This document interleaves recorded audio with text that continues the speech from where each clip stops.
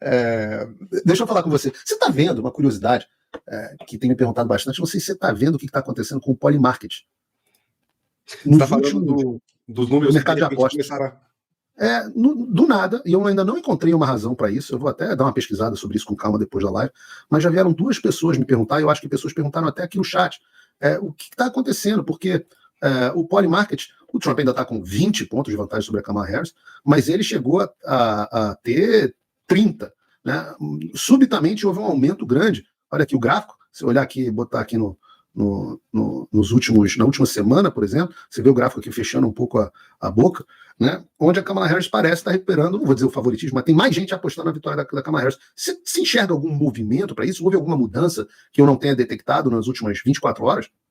Olha, meu caro, eu vou ser bem sincero contigo.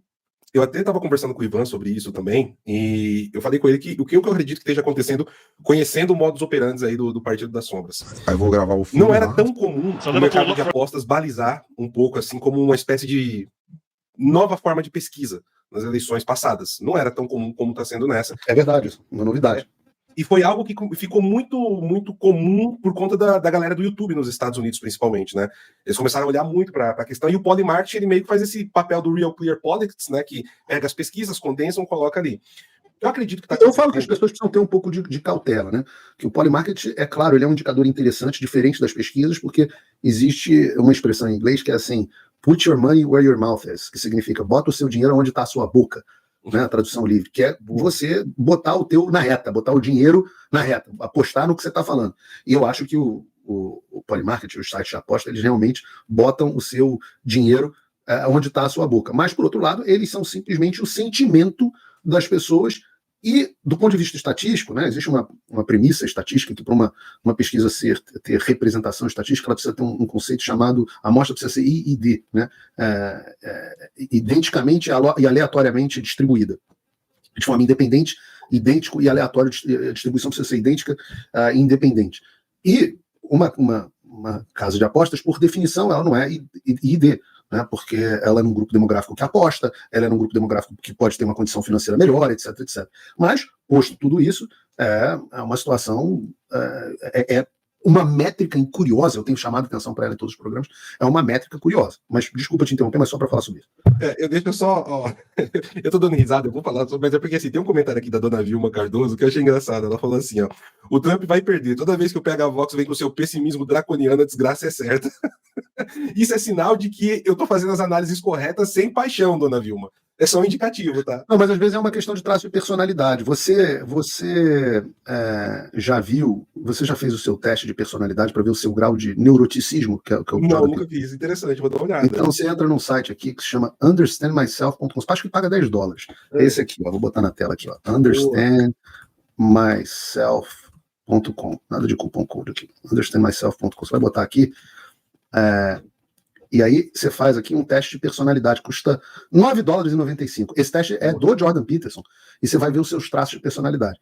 Existe um traço de personalidade chamado neuroticismo, que é um dos 5 grandes traços de personalidade. E ele identifica a sua propensão a ser uma pessoa negativa e não achar que as coisas vão dar certo, etc, etc. E tem algumas pessoas que são altas em neuroticismo, por isso que eu estou te perguntando. Não, mas eu não sou pessimista, não. É que eu tento ser o mais realista possível, né?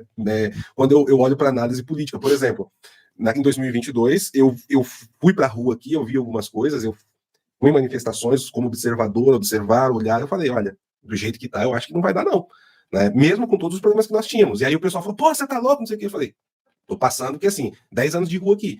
Né? Então, mas você tá falando de quando? 2022, no Brasil, por exemplo. Entendeu? Algumas observações que eu pude fazer, porque, enfim, eu não vou entrar nesse mérito aqui, mas a gente sabe o que aconteceu também, mas além do que aconteceu, precisaria ter um extrato muito maior de pessoas favoráveis, como foi em 2018, para poder impedir o que aconteceu. Né? Tô falando meu cifrado aqui. Então, eu entendi. Entendeu? Então, assim, eu parto muito desse princípio de você sempre olhar o cenário mais tossado, mais empatado possível, né, e não entrar muito na paixão. Acho que a paixão, eu tenho as paixões políticas também, mas na hora que eu tô aqui sentado, trabalhando, fazendo análise, eu coloco a minha paixão completamente de lado. Talvez isso me leve a ser um pouco cético demais, eu concordo. Né? Mas você sabe que eu gosto de um ditado que os romanos têm, que eles dizem o seguinte, eu gosto de vários ditados deles, mas um deles que é o espere o melhor e prepare-se para o pior. Né? Então, você tem esperança, eu espero o melhor. Mas eu estou preparado, daqueles cenáriozinhos, eu espero o cenário que a gente está colocando, mas eu estou preparado para aquele outro cenário tenebroso que a gente, aqueles outros cenários tenebrosos que a gente desenhou na live de hoje. Mas você estava falando do Polymarket, é porque eu ainda quero falar com você rapidamente sobre early voting antes da gente encerrar nosso bate-papo. Assim, de maneira bem direta, né, para a gente ir para o próximo tópico, eu acredito que estrategicamente está sendo derramado grana em apostas favoráveis a Kamala Harris para poder mover a opinião pública no mercado de apostas. Eu acho que uma parte... criar um momento para a campanha dela. Sim, eu acho que isso é um movimento, vamos colocar, é como se fosse uma espécie de, não é o correto dizer, mas uma espécie de caixa 2 de campanha dela, que está sendo utilizada aí nas casas de apostas. Pô, você sabe que eu gostei tanto, assim, de ver esse negócio, que eu vou entrar e vou apostar mais 1.000 doletas na vitória do Trump. Eu vou. Pois é. Então, assim, agora, se você aposta $1.000, deixa eu botar aqui no Polymarket, se você aposta mais $1.000, você vai tirar $1.680. Pô, é bom. Não, 680 em um dia. Um retorno bom, hein? Então, assim, eu acho que tá rolando isso. Vou botar logo 10.000 doleta. Hein? Vou botar logo 10.000. 10.000. Aí você vai fazer uma coisa substancial. $6.000 é. Vou parar de vender curso. Vou falar assim, porra, aí eu vou virar apostador profissional. Não, aí você faz o seguinte, aí você manda $1.000 pra mim, porque eu vim aqui fazer apoio moral, vai lá, né? Tá certo. Você me manda 1.000 do que você ganhar, tá bom. Tá justo, tá justo. Mas... Agora você ia falar sobre outro tópico. Eu ia falar sobre o early voting. Deixa eu botar aqui na tela pra gente. Então, primeiro tem que explicar para as pessoas de casa o que é o early voting, né? Aqui nos Estados Unidos as pessoas não votam todas no mesmo dia. Inclusive a maior parte das pessoas que eu conheço aqui na Flórida já votaram. As pessoas cada vez mais estão recorrendo à ideia de que você vota até o dia 5 de novembro, né? Mas as pessoas vão votando. Tá aqui na biblioteca do lado da minha casa, onde eu não voto aqui. Eu sou o único da minha casa que não sou cidadão. Acho que eu não vou querer ser, mas minha mulher, por exemplo, vai votar na biblioteca aqui de casa. Ela está atrasilda, porque ela é, como boa brasileira, ela é uma brasileira americana, então deixa as coisas para a última hora, igual várias pessoas que estão deixando de comprar o Fim da América agora, porque gostam de comprar no último dia. É uma coisa de maluco. Tem vezes que 40% das vendas são feitas no último dia. Aí tem gente que fica fora. Eu falo assim, pô, mas eu fiz 10 dias de venda de curso. Pô, esqueci, fui deixar para depois. Eu falo, pô, agora, querido, não tem o que fazer. Mas acontece muito isso aqui, as pessoas estão deixando para votar cada vez mais cedo, né? Principalmente as pessoas que são americanas. A pergunta, aí importante, que eu vou abrir aqui agora, que as pessoas entendam isso pelo que é, tá? Não é que isso seja uma apuração até agora. Isso é o seguinte, toda vez que aqui nos Estados Unidos você se registra para votar. Não é igual no Brasil que todo mundo chega com a identidade e vota. Aqui você se registra para votar. E quando você vai lá se registrar para votar, você vai lá aqui na Flórida, em geral, no Detran. Você vai lá, até pela internet dá para fazer agora. Você vai lá, se registra para votar e você tem que escolher. Você quer se registrar para votar como republicano, você quer se registrar para votar como democrata, ou você não quer se colocar, quer se colocar como independente. E muita gente, a maioria das pessoas vão lá e registram um partido com que elas têm identificação. O que a gente tem até agora é o resultado por identificação partidária de quem já votou. Mas, repito, né, tem um percentual grande das pessoas que não se identificam no registro com partido nenhum, e tem um percentual de pessoas republicanas que votam nos democratas e de pessoas democratas que votam nos republicanos. Principalmente quando você está falando de um candidato como o Trump e de uma candidata como a Kamala, né, que são pessoas que têm rejeições e tal, mas só para as pessoas saberem, as pesquisas mostram que tanto o Trump quanto a Kamala Harris têm algo entre 93% e 95% de aprovação dentro do próprio partido. Colocando isso em mente, o que eu acho interessante a gente olhar aqui é que alguns estados, o resultado do early voting por partido em alguns estados. Primeiro, do ponto de vista nacional, né? Você está, nesse momento, com 40% republicano e 41% democrata. E 19% independente. Ou seja, um cenário totalmente aberto. O grande ponto interessante nessa história é que, apesar do cenário estar em aberto, normalmente, nesse ponto da história, é que os republicanos sempre deixam para votar por último, no dia. Então, a proporção de democratas que votam antecipadamente é muito maior do que a proporção de republicanos que votam antecipadamente. E quando chega no dia da votação, a votação dos republicanos é muito maior no dia do que a dos democratas. Isso, inclusive, é a explicação do sistema de por que o Biden recebe naqueles estados votação de última hora, né? Aqueles votos que aparecem quase todos no Biden. Que ele diz, não, os republicanos votam pessoalmente. Quando chegam os votos que são contabilizados depois, são os votos por correio, que quem faz são os democratas. Então, por isso que você tem essa desproporção. Segundo eles, eu acho que é uma explicação ruim, mas é a explicação deles. Então, quando Eu vou deixar você falar, Paulo, mas quando você apresenta esses dados, eu queria aqui dar uma passada em algum dos swing states com vocês, mas o fato é que em qualquer métrica está todo mundo impressionado, e se fala muito nisso aqui nos Estados Unidos, com a votação antecipada dos republicanos. O que você acha disso? Então, tem agora aquela coisa que a gente estava até brincando agora há pouco, né, da personalidade. Tem como enxergar o copo meio cheio e meio vazio, e as duas coisas ao mesmo tempo, né? Primeiro, eu vou pegar o lado democrata. Os democratas, eles, para olhar o copo meio vazio deles, a quantidade de pessoas que estão indo votar antecipadamente do lado democrata é menor do que nas últimas eleições, na maioria dos estados. Ou seja, tem menos votos antecipados dos democratas do que já tivemos anteriormente. Então isso é um problema, porque o que denota isso do lado um problema para os democratas. Para os democratas. O que denota isso?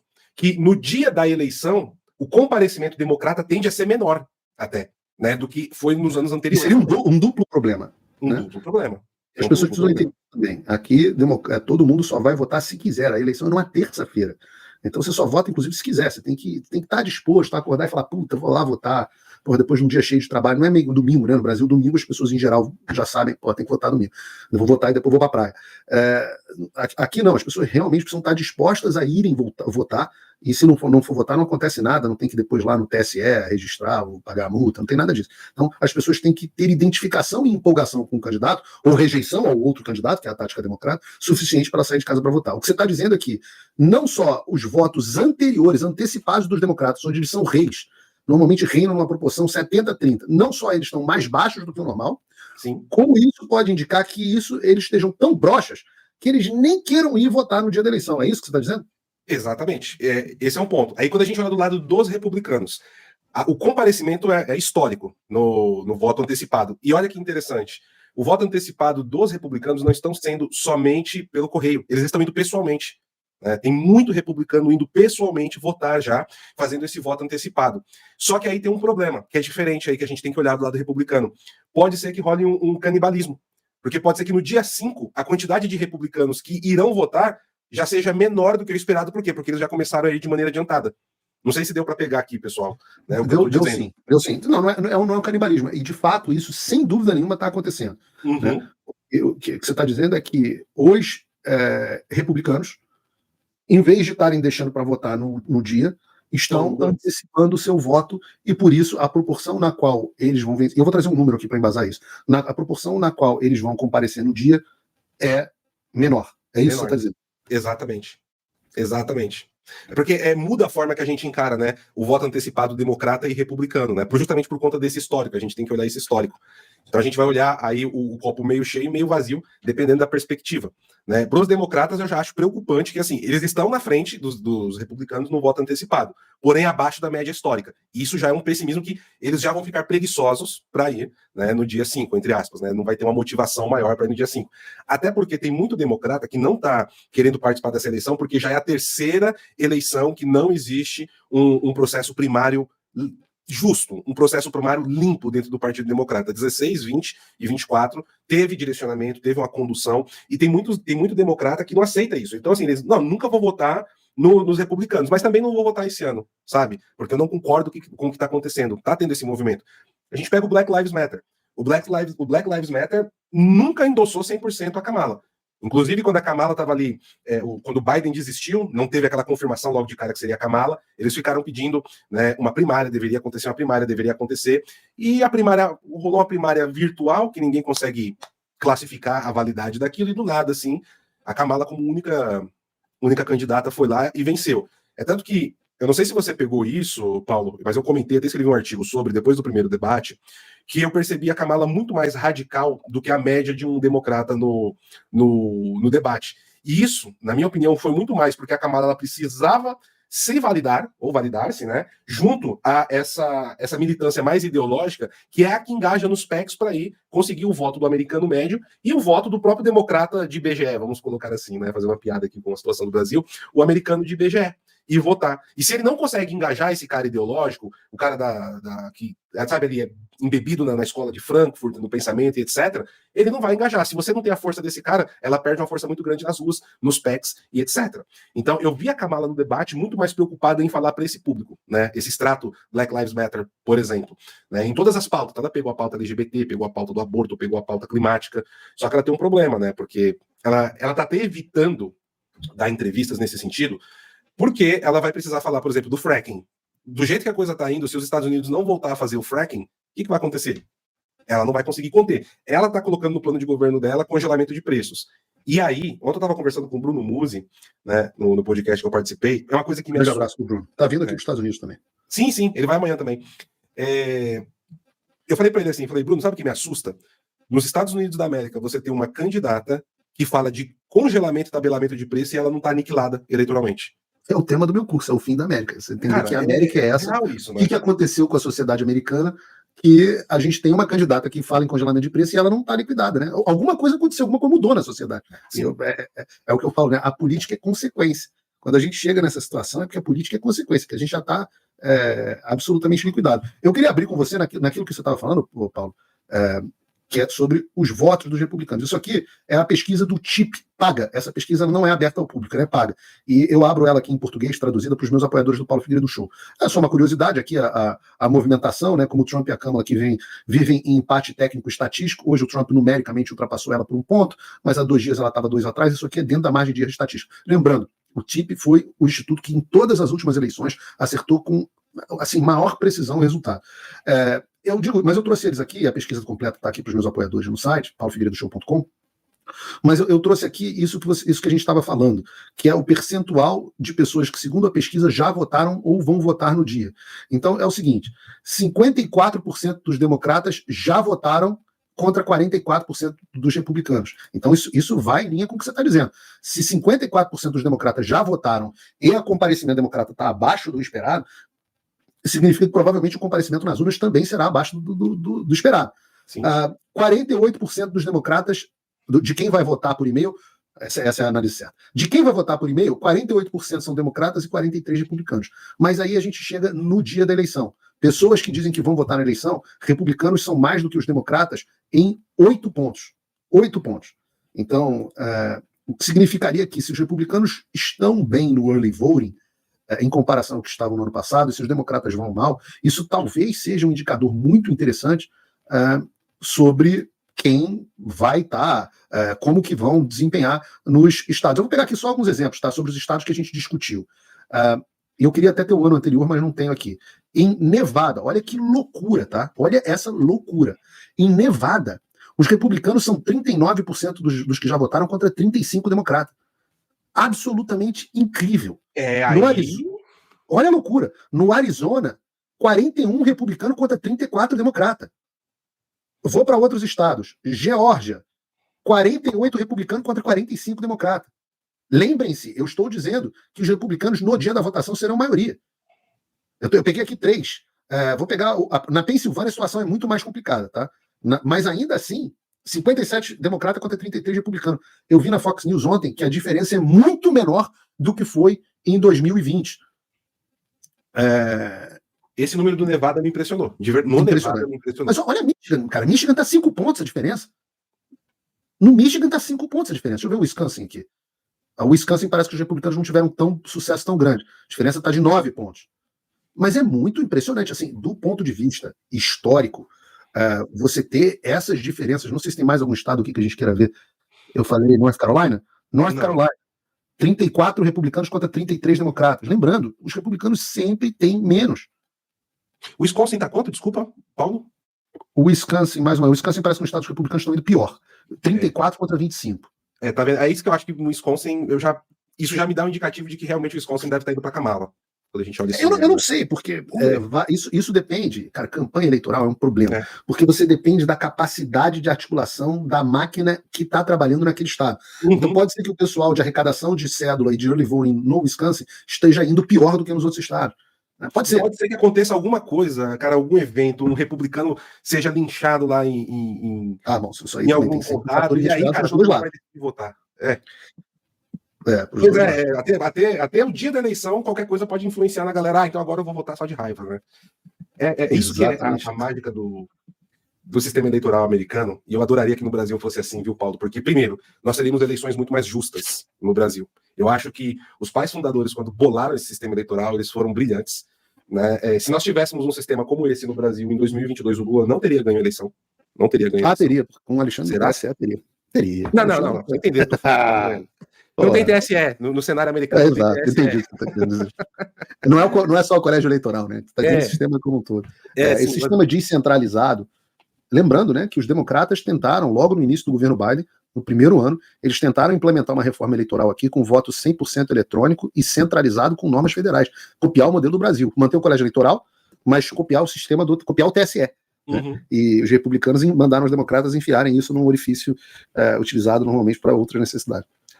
Não tem sentido. Olha só, nós estamos aqui há 1h40 praticamente falando de possibilidades, analisando números. Olha como a coisa é aberta, você consegue ver, e ainda assim tem as suas coisas que podem ser questionadas. Aqui no Brasil, você senta e fica esperando simplesmente alguém na TV ou o portal lá soltar um número que aparece na sua tela. Pode estar 100% correto? Pode, mas você não tem esse volume de dados. Olha só, nós somos brasileiros aqui, nós somos uma legião de brasileiros interessados na eleição nos Estados Unidos e analisando esses números. Qualquer pessoa fora do Brasil não consegue, nem nós aqui no Brasil conseguimos fazer isso. Né? Então é bem complicado. É uma coisa que é complicada e que dá tristeza, né? Porque poderia ser bem diferente as coisas, né? Eu adoraria que o sistema eleitoral brasileiro fosse com colégio eleitoral e voto distrital. Né? Acho que se o Brasil tivesse voto distrital, já seria feliz, cara, de verdade. Você sabe que os políticos brasileiros não gostam do voto distrital? Os da direita? Por quê? A direita, eu estava outro dia numa van aqui em Washington com vários deputados, uns 10 deputados brasileiros, comigo, deputados famosos, estrelas aí da direita. E eu falei exatamente isso, não, o sistema devia ser de voto distrital. Eles quase me lincharam na van. Porque como deputado brasileiro de direita, ele é a estrela das mídias sociais, o voto distrital, ele valoriza muito menos esses caras. Né? O voto distrital, você tem que ser conhecido na sua região. A minha congressista, por uma coincidência, ela mora 3 casas depois da na minha rua. E todo ano, eu bato na porta da casa dela vestido de Donald Trump, todo ano, no Halloween. E por um acaso, ontem eu estava vestido de Donald Trump e ela não estava em casa. Pela primeira vez eu falei, a campanha deve estar dura, porque se ela não estava em casa, olha eu aqui fantasiado, vou botar aqui. Eu vi a foto no seu Twitter, mas coloca aí pro pessoal ver. Vou botar aqui pro pessoal. Olha eu aqui com as minhas filhinhas. Eu estava vestido de Donald Trump e a minha bela mulher estava vestida de fake news. As minhas filhas estavam de Harry Potter, porque elas gostam do Harry Potter. Mas... Paulo, onde é que as pessoas te acompanham no dia das eleições? Tanto você quanto eu vamos fazer transmissões.